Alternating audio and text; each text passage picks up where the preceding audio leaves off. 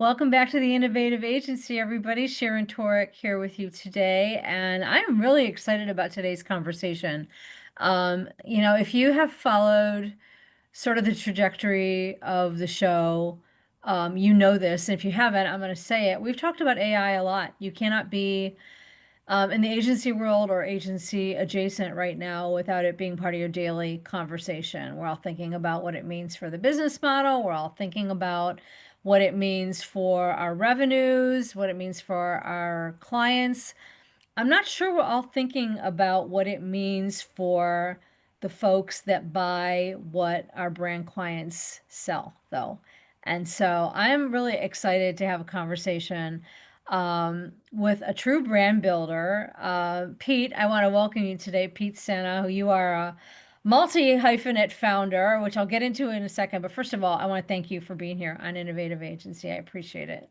My pleasure. I love what you're doing. You're pushing the bounds of what it means to be an agency today, Sharon. So when I got the email, I was excited to join and really excited to see how I can help add any value for you and the listeners.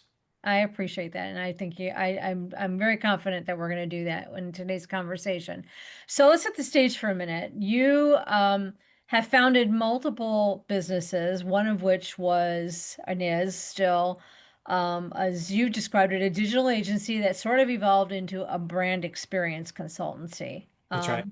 And that's really, I think, a good place to start, and sort of a foundational statement about what we're going to talk about today, because as I said, I think we're talking a lot about what it means for our businesses, but I'm not sure we're talking enough about what it means for the people who buy what our businesses are selling and or what our clients' businesses are selling. And you have a pretty specific point of view about that, and you even have a framework that I'm very excited to dig into a little bit around what you call vibe marketing.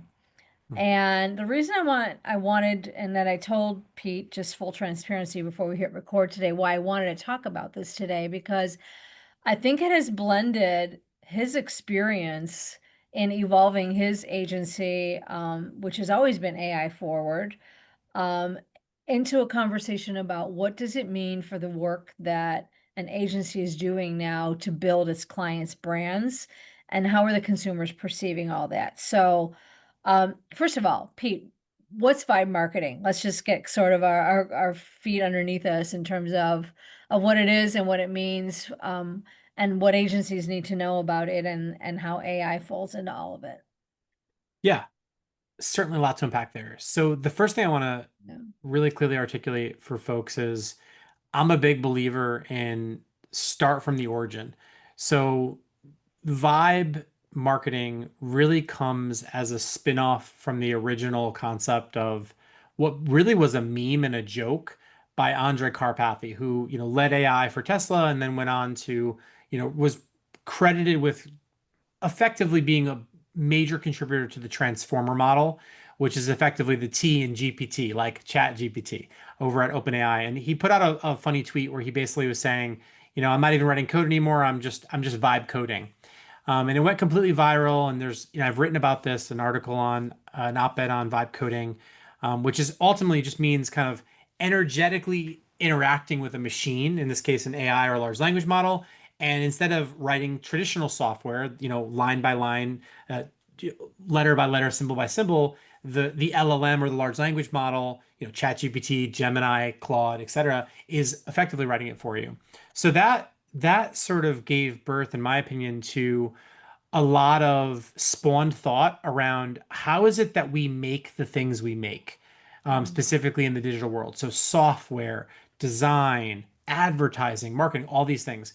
And then from there, I think that's where I kind of leaned into, and many people, not just me, leaned into this ideology of vibe marketing. And really, if you think about vibe marketing at the most core, it's really how do you use AI to craft and create the things that you do. But when I think about vibe marketing, I think of it in, I like to think in frameworks, because when you think in a framework, you can effectively teach it to folks in a way where you get to yourself learn it twice, but also you get to really be clear on the boundaries and the framework. So when I use the term vibe marketing, what I'm effectively referring to is how do I create a connection with my end viewer, consumer, buyer, prospect, whatever, but I want to get there a lot faster, get to the feels, as I say. And I want to do that wherever I can using creative shortcuts, in this case, technology or AI or platforms. So if you're not living under the rock right now, I don't know when this is going to air, but right now it's September 2nd, 2025. And last week, Google completely changed everyone and they dropped this model, which was called Nano Banana. And Nano Banana is effectively an image model that basically lets you do remarkable things that were not possible even 7 days ago. It's essentially Photoshop with text, right? You can say, hey, make Sharon's shirt red, put a hat on Sharon's head. These are things that would typically take an art director or someone with, design characteristics in Photoshop or, Canva or whatever. This is now possible in the click of a mouse, in the tap of a button, right? So the vibe is not just working with AI, but the vibe is also being able to unpack emotion. So I broke that down and said, how is it that we as leaders today will contribute to culture tomorrow? Because those who are able to act at the speed of culture, create at the speed of culture, win. And there's a lot of data to back that up if we go back even 100 years. So what I started to do is break this idea down into four core building blocks. So VIBE essentially, so the acronym. And for those of you that want to have this, I open source this entire thing. So feel free to download it, feel free to play with it. There's Yeah, no we'll put gate. that, we'll Yeah. definitely put the links in the show notes to some of Pete's materials on this. Yeah. Yeah, I'm not a big believer in gatekeeping. I'm a big believer in open source. So please take it, use it, extend it, make it better. Tell me how to change it. But basically, what Vibe stands for is velocity, identity, boundaryless emotion. And when I was thinking about the way that people will create or shape brands now in the future, we see this big emergence of the creator, right? What used to be called the influencer. The creator is now driving the future of these brands more than us as agencies are in some cases, right? Because they're sort of on the pulse of culture. And brands now are spending more on creators than they are on traditional agencies. Unless, of course, you're Procter and Gamble or Unilever, but even them are starting to make changes or shifts, right? Right. So when I Right. was thinking about it, what I think is really important is you have to move fast, right? Because the market moves at lightning pace. The hype cycle, it used to be 3 years, went to 3 months, and now 3 months went to 3 weeks. So it's Mhm. moving so, so fast, right? Just from now until the next episode, Sharon, what I just mentioned with Google's model will probably be usurped by another one just in just a matter of days. So the Probably. first thing is velocity, right?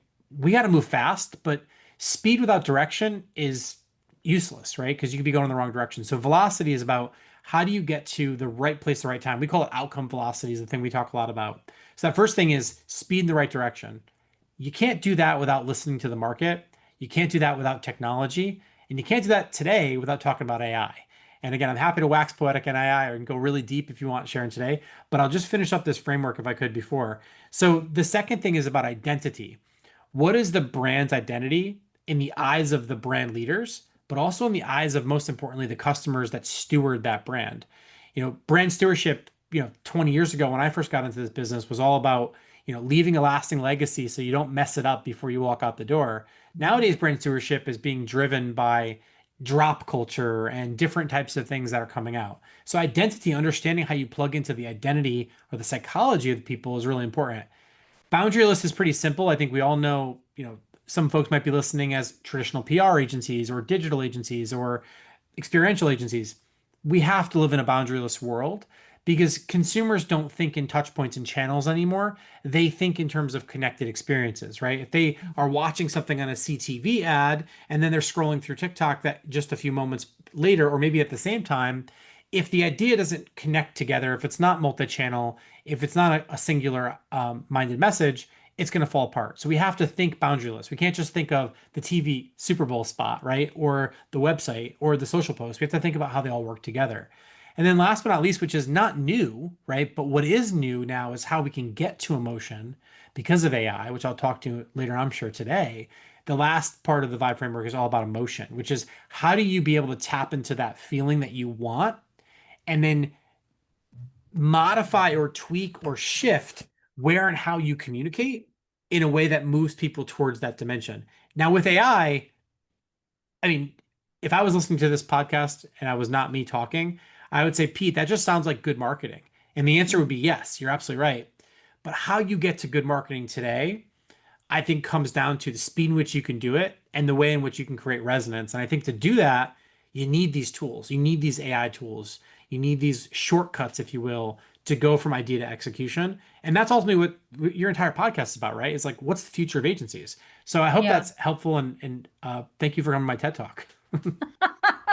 It's definitely helpful. I have so many questions for you, and so I want to pull at a couple of the threads of what you just shared. And the first of which is I want to talk about the human experience being created, which is the ultimate end product, right, of all the work that the agencies listening are doing. And you make the point in some of your content about how we're now thinking of the buying consumer in terms of their shared experiences or their shared emotions versus the traditional way we would have looked at them 10, 20 years ago, which would have been demographically, psychographically, and such. This actually gives me a sense of hopefulness because I think one of the biggest things people are afraid of when it comes to using AI in marketing is that it becomes about the creation of the content, the creation of the messaging without really thinking about how the buyer experiences, how the buyer feels about the brand that's being presented to them and what they believe about the brand based on what they're seeing. And so I actually feel like it's a hopeful sign and something to lean into versus something that should make agencies fearful about the impact that AI is going to have on their work and their businesses. But as somebody who has founded an agency and scaled an agency, I'd love to get your perspective on that. Yeah, I mean, there's a slide that hopefully if folks go and grab the thing, I'll pull it up, Sharon, just so you can see it because I think it's a key visual is like this is what the old world looked like and this is what the new world looks like, right? And for those that I know this is not a video podcast, but essentially what Sharon and I are looking at right now is what do the core things that an agency does look like in the pre-Gen AI world? What do they look like in the post-Gen AI world, right? So when you think Mhm. about an agency, right, you're essentially an outsourced mercenary. You can call yourself a partner, but really, like, we are vendors and mercenaries that are hired to solve a problem based on a perspective, a capability, or an offering that the person buying our services or retainers don't have internally. That's what it comes down to, right? Whether they're looking for outside tastes or not, but we're being brought in to execute, right? So if you think about the typical life cycle, it's insights and planning, it's concepts and ideation, it's asset production, it's distribution of those assets, personalization of those assets, and then measurement, optimization, and looping through. Each of these steps, each of the nuances that goes into these things, irrespective of what kind of agency you are, those things take a lot of resources, take a lot of people, take a lot of time to do that. The sort of I think false belief or false narrative of AI is that an AI is coming for everyone's job, and I actually think that's categorically wrong. I think if you look at the most recent study from MIT, more than 90%, I believe, was the number of AI pilots actually fail. And the reason why is not because of the technology, it's because of change management. So I would Mhm. actually argue that an AI is not coming for your job, but someone using AI is. And I think what the challenge is right now is agencies have been for more than a decade being squeezed, right? It's a race to the bottom. And if you're a boutique agency, which I know many of the listeners are, you're put into a commodity bucket, right? And if you're a holdco agency, as some of you listening might be, you're in an entirely different thing where you're being squeezed because many of these companies are publicly traded. So what you have to look at is what is the end incentive structure on the buyer and on the seller.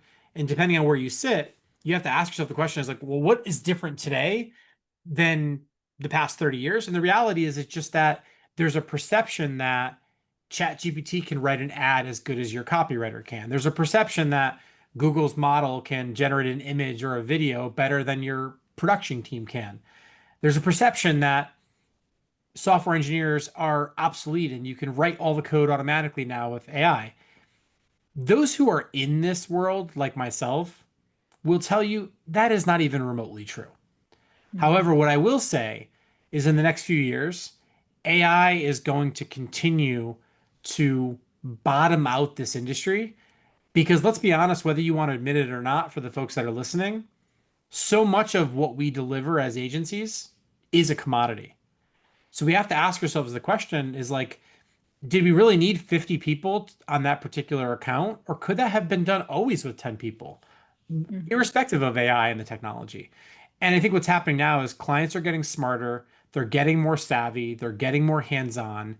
I mean, just this past week alone, I was talking to one of my presidents at one of my companies who runs the agency, and he said to me, clients are bringing me full-fledged prototypes now. Not an idea, not a PowerPoint. They're bringing me like a half-working demo and they did it in an hour. Now, let's be clear. That thing's not ready to launch to millions of people. But the problem now is that C-suite executive or that VP thinks I did this myself and this is not what I do. And I did this in an hour for a $30 piece of software in a month, right? Mhm. So the problem now becomes how do you articulate your unique value that you bring, your unique wisdom? What do you have that the LLM doesn't or that the technology doesn't? And that's where I can get really philosophical. So I'll pass it back to you, Sharon. But I think there's just a big shift happening right now, old world versus new world. And I think those who don't lean into it are going to get steamrolled. You know, as Sam Yeah. Altman has famously said recently with he was the CEO of OpenAI. Yeah. Well, yeah, Sam says a lot of things. I'm not sure. It's hard to tell which are which are meant for our consumption and which are meant for his, his stakeholders' consumption. But I think we're saying the same thing, maybe two different ways, which is that the news here really for agencies is that there is a place and a role for the human insights that you are bringing to the table, whether it's because you know a vertical better than your competitor does, or whether it's because you understand a fundamental tactic of marketing or brand building that, your competitors don't and that your client needs, whatever it is. And also, we're still selling to humans. So even though as humans we're not I've been at a number of conferences just over the last few months where it's very clear that we're not good as humans all the time at discerning whether something is AI or human created. When we know it's AI created, we automatically trust it less than we trust something that we know was human generated. So um, I think wrapped up in all that are bundles of opportunity for agencies. And it kind of feels like we're saying the same thing, just from two different angles, but we've got to be savvy about how we're talking about and using the technology to give our clients what they need, to give the brands what they need. The other thing I wanted to pull at was, and you talk about this a bit in some of your content, but there are ethics issues for marketers around, around vibe marketing specifically and reaching the emotional core of the brand consumers, the brand customers. Um, Talk a little about that and how we can or should, or actually, I'd like your point of view on this. What's the level of care we need to be diligent about here in terms of, because we have a lot of opportunity for manipulation as marketers, right? And so, where do you feel like the responsibility lies with the agencies that are creating this stuff or collaborating with their brand clients on it? So my own beliefs and politics aside, what I would say is I think that if you go back to the early days of the craft of marketing, Hmm. it dates back to propaganda, right? If we go back to like where this is, it's like everything was about, it's like the battle for the mind, like the classic book that we've hopefully all of you read the battle for the mind. Yeah. But I think it's one of those things where if you own the mind, you own the wallet. And I think that whether you're manipulating people using AI or you're manipulating people with just a better headline that moves people or stops them in their tracks. Like I think the best marketers have always been manipulative since the day that marketing was a craft. Hmm. I try to think of marketing more like matchmaking, which is our job is to tell a true story that brings together people who need or want or would benefit from the product or service. So my sort of personal stance on it is I want to understand the deep core and the deep purpose behind why a brand exists. Like, why is this Yeti that I'm holding in my hand right now the Mhm. choice of brand that I've gone with? And the truth of the matter is, it's not because it's a cooler brand or whatever. It's because the product just works 10 times better than any other cooling device. So when I bought the cooler and it kept the product cold for an entire day and a half, I happily spent 500 bucks on it. And then when I Mhm. had to make a choice between a Stanley thing that leaks and breaks down, which my wife has, or the same brand that I already trust, I bought it. Yeah. Now, what some marketers will tell you is, well, Yeti's cool and it appeals to this particular audience. And they're not wrong. But what I would say is I wasn't manipulated in that situation. But Mhm. a lot of direct response marketing or specific types of marketing, Right. can cater to my needs and wants, right? So I don't think AI changes that. It just makes it a lot easier to do, right? Algorithms make it a lot easier to be able to turn up or turn down a signal on someone. So again, I Mhm. think we're talking about just base level marketing. You and I are totally aligned, I think, here, Sharon, but it's Mhm. how I feel is that not tricking the customer, I think is important because the backlash that you'll feel as a steward of the brand, whether you're the agency or the brand leader or the CEO of the company that's making the product, the truth always comes out. And if you're on the wrong side of truth, we know, where that ends up typically in history. If you look backwards, if you're on the right Mhm. side of truth, we know where that ends up. So I think at the end of the day, AI can make things true and they can make things false depending on the source of information. So I don't know how relevant that answer was, but that's my personal philosophy on it. Well, I mean, it to me, I think we are saying again kind of the same thing, two different angles. The way I see it is that marketers have always been a self-policing industry. That's sort of the legal and regulatory framework we have over marketing in the US certainly and in most Western countries. Definitely. And so and that's a price that we voluntarily pay as an industry so that we can avoid having regulation forced upon us as much as possible. And historically, that's worked pretty well, at least in the US. It's a little Right. stricter in other countries where policy making is a little bit more heavy-handed. But as it gets easier, this is just me personally on my soapbox. I do have a bit of a concern that as the manipulation gets easier and faster to do, you may very well be right that history bears out that if you're not on the side of truth, it's not going to end well for you.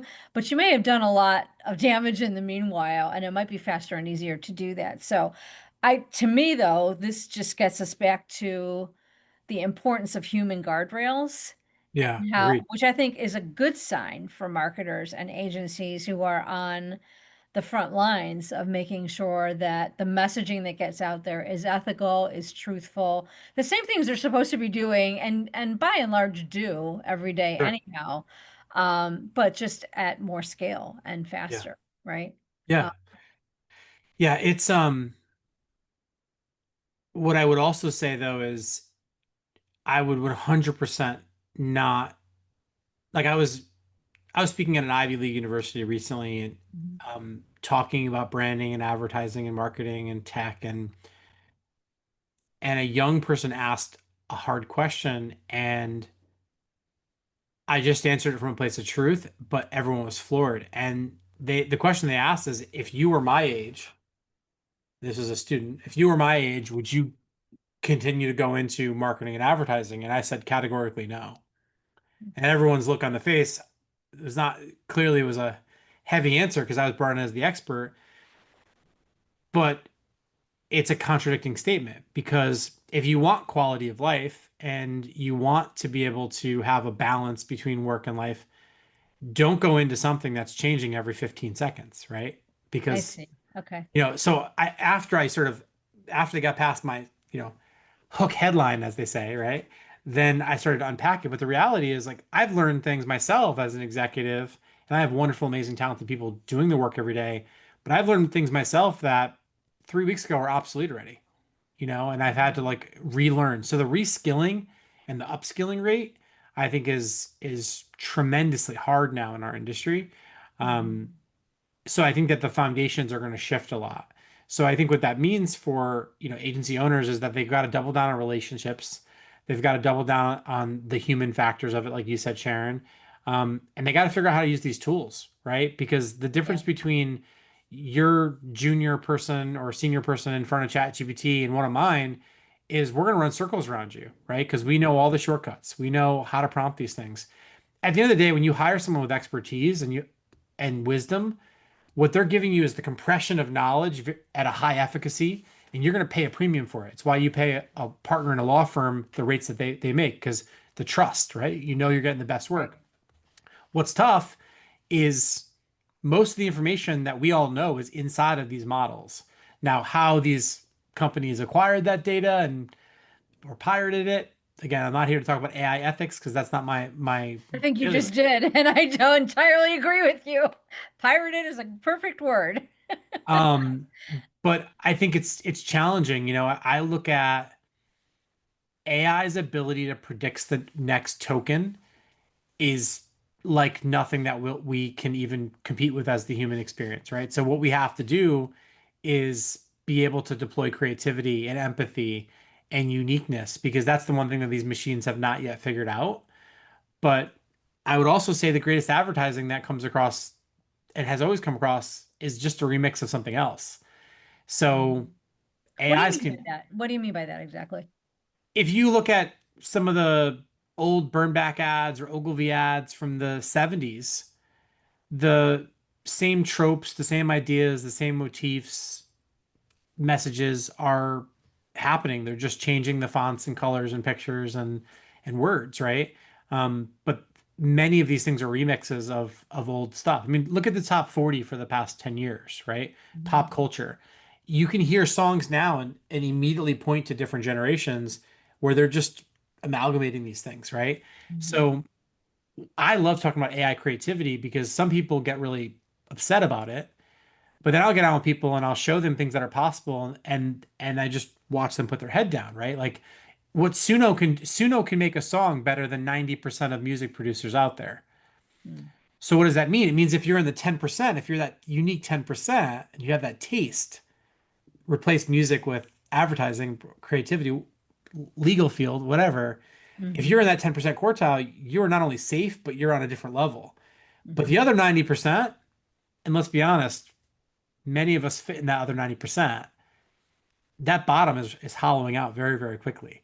So Mhm. I think that it's very, very important to lean into using these tools. Um, I've found that the companies that are leaning away from them are not going to be here in a couple of years. I really believe that. And the data is out there to show that.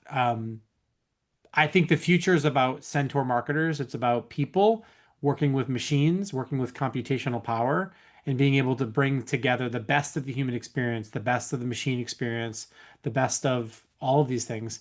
That's where the new future, I think, arrives. And the agencies that are killing it right now and that are on the top of their field, they're leaning into it. Mhm. I mean, again, I don't want to name some agencies and not name others, but the ones that are really making the headlines, that are really winning business right now and retaining business, they understand three things: client retention, EBITDA, and the ability to put things out before other people. And if they can nail those three things in order, like they're continuing to win, and Ad Age and the Republic, if you will, fares them well. But if Yeah. you're on the other side of it, which I've watched a lot of companies, um, you're losing headcount, your fee structures are going down, your staffing plans are having a lot less people on them, a lot less rows in the spreadsheet, and everyone's feeling the squeeze. I was just speaking with a big mastermind group of advertising professionals that range from 5 to $200 million a year businesses, and all of them are feeling the squeeze right now. Sales cycles are longer, staffing plans are smaller, margins are being squeezed, procurement's beating the hell out of them. you know, on one hand, they're saying you got to be more efficient. And then the other hand, they're saying you can't use AI. And then they're saying this. So it's like we're kind Mhm. of in a lot of ways being constrained. So I think the only way to do that is to break out with something unique. Yeah. Yeah, I mean it is and you're not the first person I've interviewed on this show to point out how challenging, um, on some levels to the point of ridiculousness, the agency business model is right now. It is fraught with the kind of it is not for wimps. It's just fraught with challenges. And having served agencies for quite a bit of time now, I have not seen the confluence of this many things coming at them all at once before. And so, yeah, it is not for the weak of heart. And so what we want to do is give them as many things to build on and grasp at to sort of knit together their pathway to navigation of this so that they are still around, or that, hey, M&A activity with small and mid-sized agencies has picked up for a reason, and 100%. has a perfectly honorable pathway if you're not up for this round of things. And so, but for those of us who are still in it and still playing the game, what's your advice to your peers in that mastermind group, or to the owners and leaders listening, about what's the low-hanging fruit here? What are the couple of the things that they should be focused on? And then I want to get back to vibe marketing from the consumer point of view, because I've Yeah. got a lot I want to ask you about that too. Yeah. I mean, I think the best way to bend the curve is to bend the curve, right? So what I would say more specifically is if you're in it and you're doubling down and you're not gonna, you know, sell or fold or give in and you're gonna keep driving forward, I think what you have to look at is how do you institutionalize your knowledge in a way that protects you, right? Your taste is your intellectual property in a lot of ways. The way you deliver that taste is very important to capture, right? What I always tell people is the same way that you don't want your best people to walk out the door with your best information, your knowledge should be the same thing.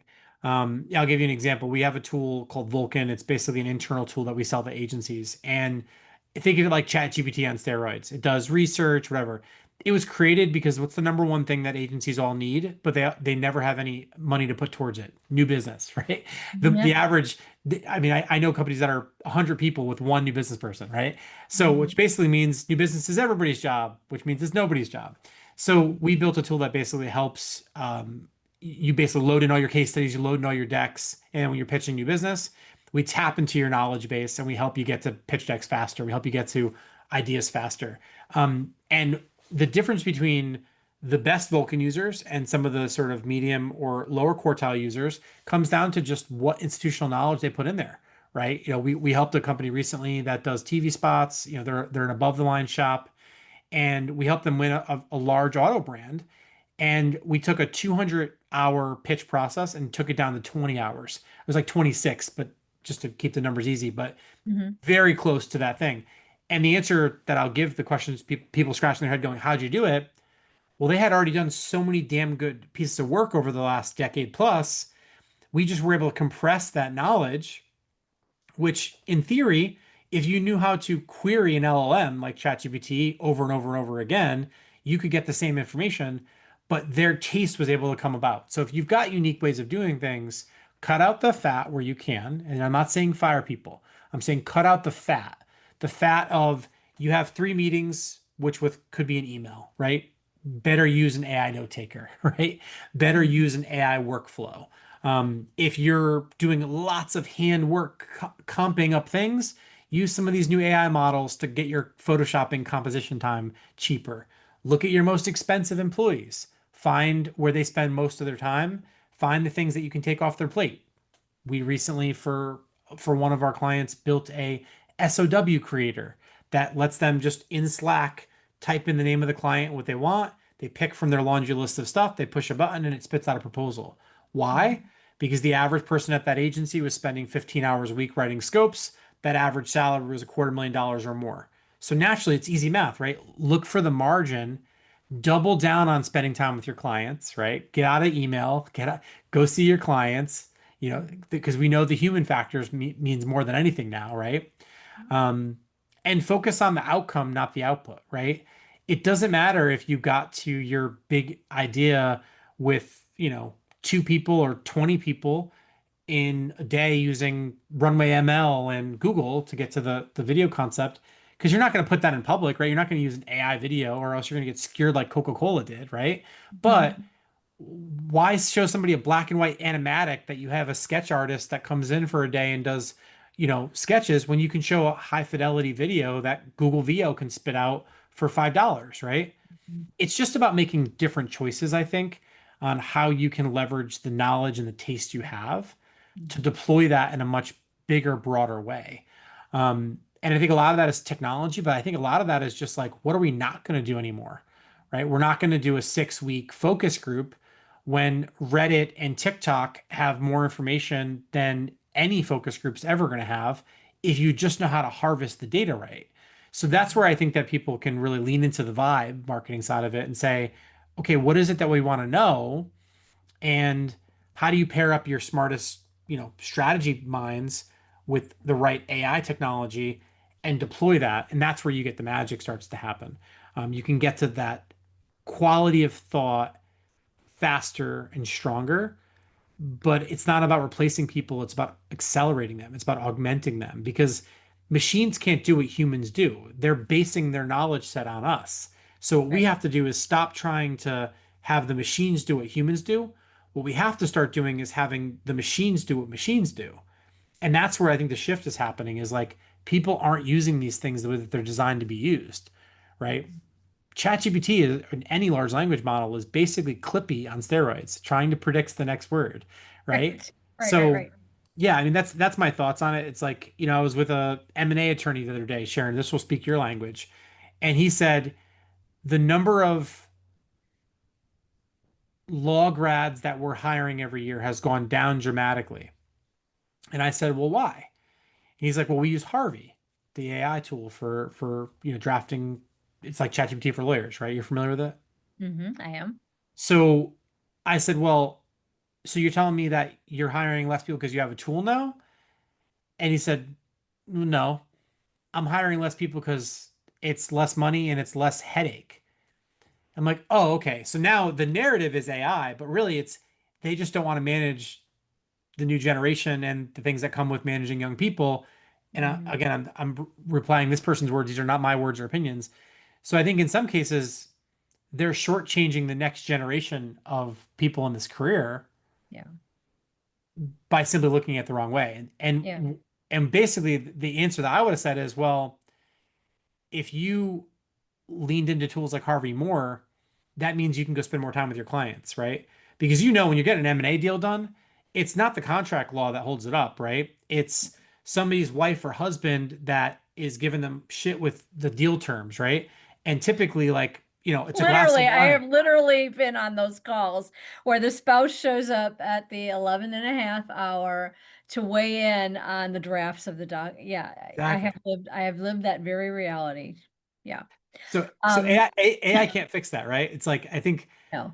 what's the old phrase, Sharon? I can't remember it off the top of my head, but it's almost like more problems got solved over a cup of coffee or a glass of wine than any technology ever had. Or I can't. I'm butchering the line now, but you know what I mean. It's Yeah, well, I mean, again, this is just another vote for the importance of human guardrails and engagement and all of this, that AI is not going to diminish the need for in our daily business transactions.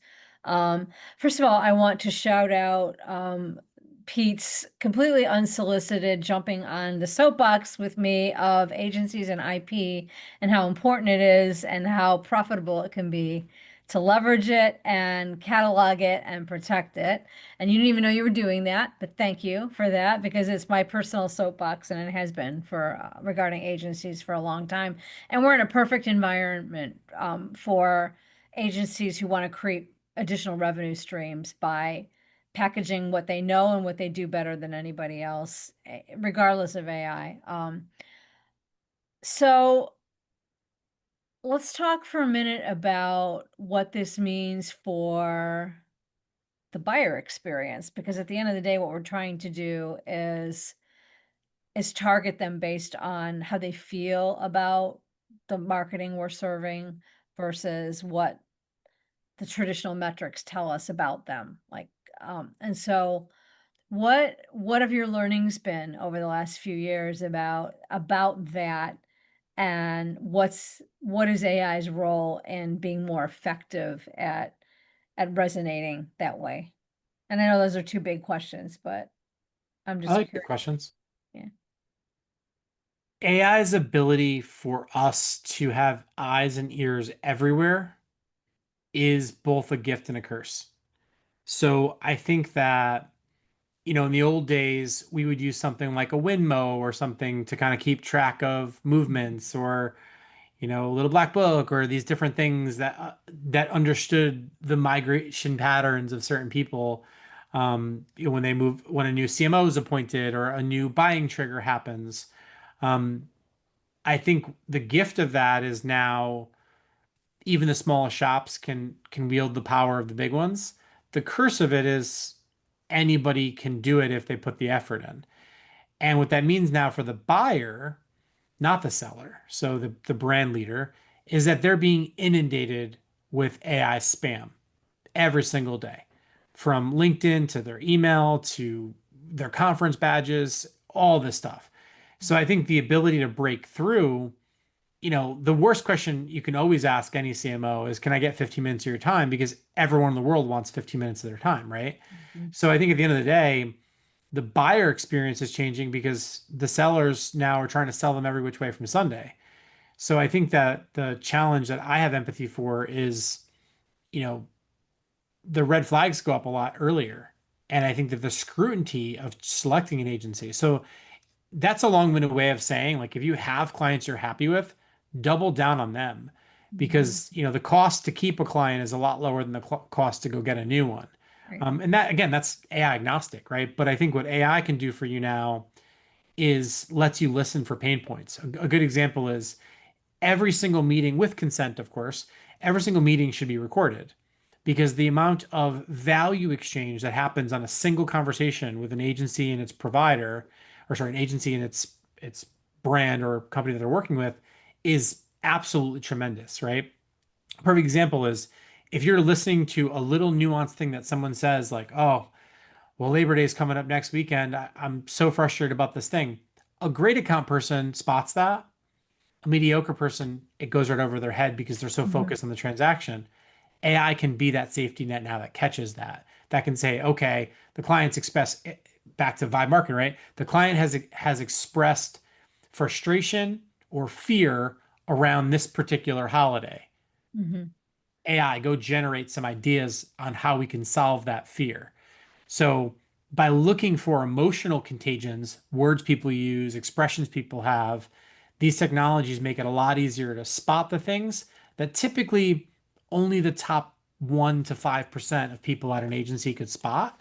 But now those people who are typically spread thin into the agency, usually it's the founding principals, right?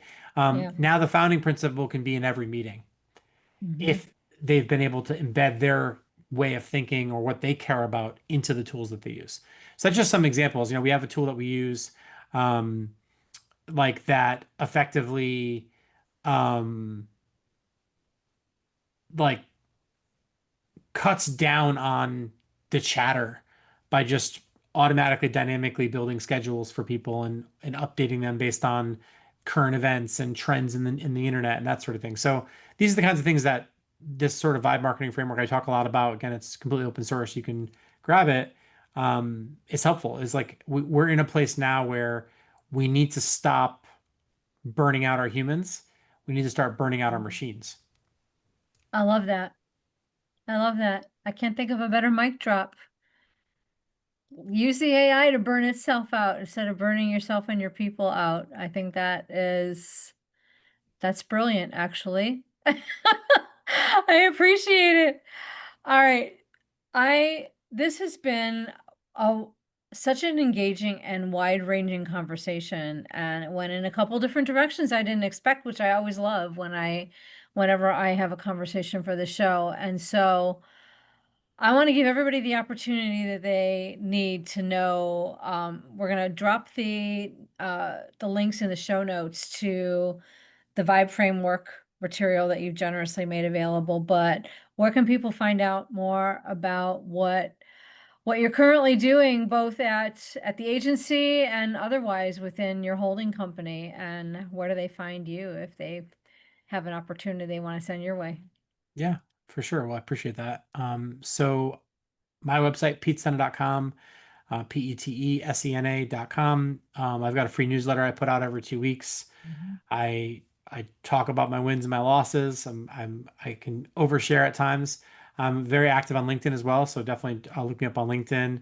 But I would say if you're an agency and you're really struggling to figure out how to navigate this AI landscape, and you just want to have a conversation and you want to just like get real and raw, like I welcome that conversation. I mean, obviously, you know, I can only talk for so long because there's only so much time in a day. But again, if I could be helpful for anybody, feel free to shoot me a DM on LinkedIn. I try to respond to everything that comes in. Um, and it's hard out there. So just take a deep breath and, and remember that every day is a new day for progress and possibility. So appreciate the time today, Sharon, and appreciate all you're doing with the pod and looking forward to hearing from anybody on your side. Thank you very much. Yeah, this has been, I think there's been a ton of wisdom to take away for anybody listening today. And so thank you for generously sharing it. I really appreciate that. And thanks to the rest of you for spending time with us. I appreciate all of you as well. And until the next episode, everybody stay well. Take care.